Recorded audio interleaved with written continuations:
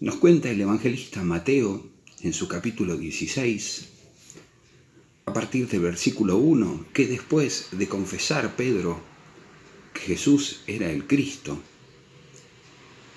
desde ese momento Jesús comenzó a manifestar a los discípulos de él que era necesario, que era preciso para él ir a Jerusalén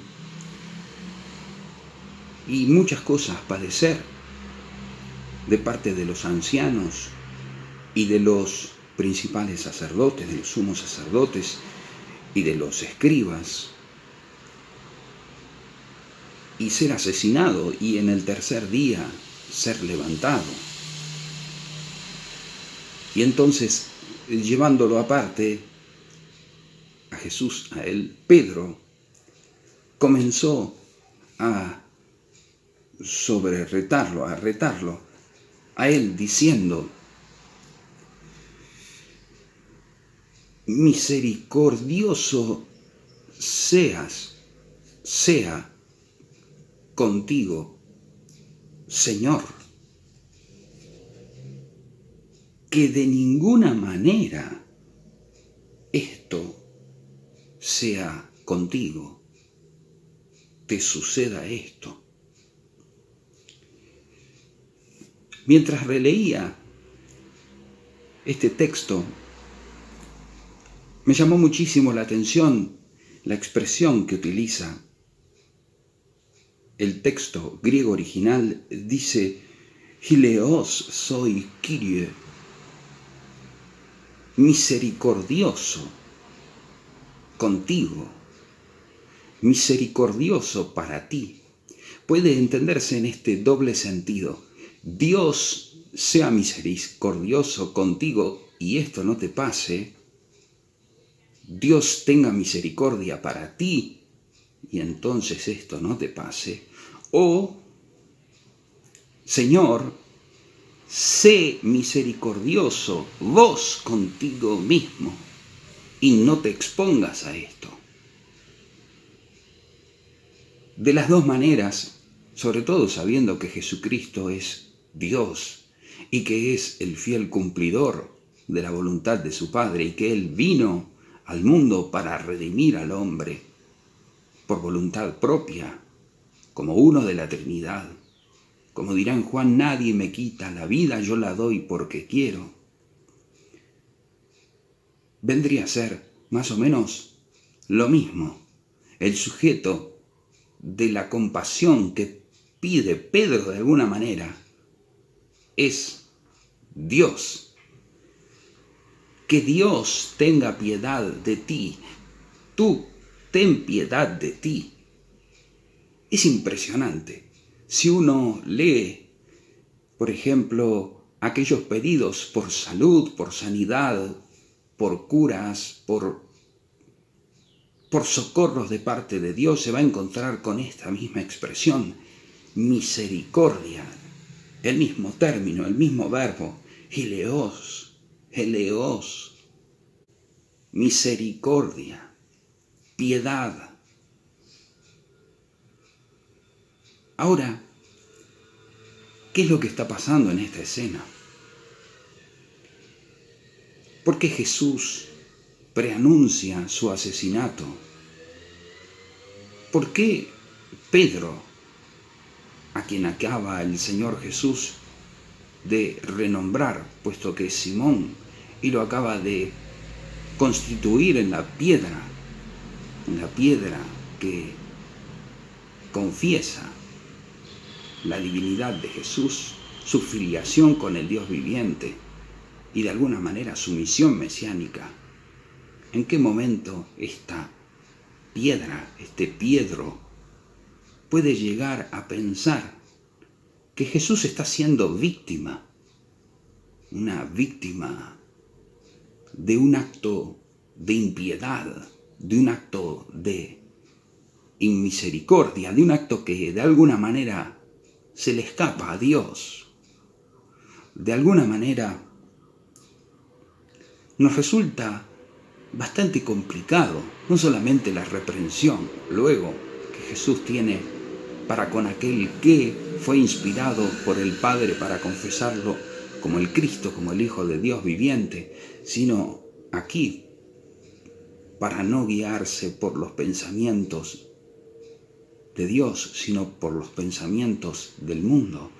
¿Cuáles son los pensamientos del mundo contra los que Jesús se vuelve y que le arrancan este nombre para aplicarlo a Pedro? Satanás, andate de acá. Ve detrás de mí. Quizá tengamos que avanzar un poquitito más al versículo 24 y nos encontremos no ven detrás de mí, sino aquel que quiera venir detrás de mí, que se niegue a sí mismo, que cargue con su cruz y que me siga entonces, que me acoliteito.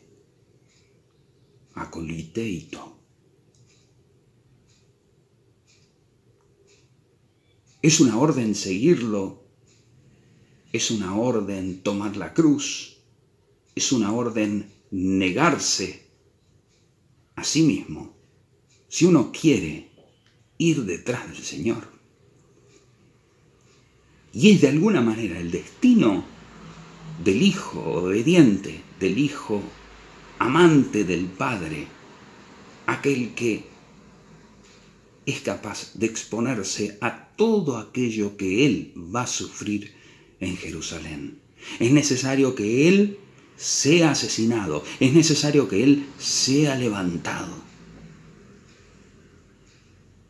Porque Jesús no tiene compasión de sí mismo. Jesús sabe que va a ser levantado por el Padre, que va a ser resucitado. No hay autocompasión posible, no hay piedad posible, porque lo que hay detrás de la cruz es gloria, es el poder de Dios manifestado a los hombres. Jesús comenzó a manifestarle a los suyos que debía padecer, pero también Jesús les manifestó que iba a ser levantado al tercer día. Nosotros nos quedamos con la cruz, siempre con la cruz, y no nos quedamos con la gloria que hay detrás. Es más, no nos quedamos con la gloria que hay en el cumplimiento de esta promesa que encierra el seguir, el ir detrás de Jesús. Porque aquellos que tratamos de seguir a Jesús, hay que reconocerlo, somos un poco interesados. Sabemos que seguir a Jesús trae consigo un sinfín de beneficios que solamente podemos comprender aquellos que estamos en el mismo camino. Sabemos que seguir a Jesús trae una paz y un consuelo al alma y que da unas fuerzas y un vigor al espíritu y a la vida que es imposible transmitir con palabras. Podemos anunciar de mil maneras que Jesucristo es el Señor, pero cuando dejamos que el Señor Jesús vaya guiando nuestras vidas, cuando renunciamos a nosotros mismos y dejamos que Dios vaya teniendo misericordia de nosotros, es decir, vaya removiendo de nosotros los pecados y todo aquello que nos impide seguirlo con libertad de corazón, entonces allí empezamos a experimentar el gozo, la paz del perdón, la paz del seguimiento, la paz de encontrarnos entrando a las puertas del reinado de Dios. El reino de Dios ha llegado. El reino de Dios está entre. Lucas 17:21. Dentro, entre nosotros, dice el Señor. Solamente tenemos que descubrirlo. ¿Qué tenemos que descubrirlo? Que en realidad nosotros no somos personas que seguimos a Jesús porque no nos queremos. No es que queremos arruinar nuestras vidas, estropearnos, destruir la única posibilidad que tenemos de ser felices, como decía la otra vez una persona que hablaba conmigo, sino simplemente que estamos siendo astutos. Vemos la luz, nos sentimos inundados de gracia y con nuestra fe podemos dejarnos envolver por toda la luz que el Señor quiere derramar sobre nosotros bajo la forma de su favor, de su misericordia, de su perdón, de su paz. Esa paz que, como Él dice, nada ni nadie nos puede quitar. Sé misericordioso contigo. Ten piedad de ti. Que Dios tenga piedad de ti. Que Dios tenga piedad de ti. Que Dios tenga misericordia de ti. Eso quería desearte en este momento de oración. Pedirle al Señor que te inspire en el corazón el deseo de su amor, de su misericordia. Que te inspire el deseo de formar parte de aquellos que vamos detrás de Jesús, pero no como Satanás. No para hacer nuestros planes, no para hacer nuestros proyectos, no para autopreservarnos, sino para seguirlo, seguir al Cordero, a donde quiera que vaya, para tratar de permanecer unidos a Él y junto con Él también cumplir la voluntad del Padre, sumándonos a la misión que el Hijo mismo ha encomendado a todos aquellos que ha revestido con la fuerza y el poder de su Espíritu.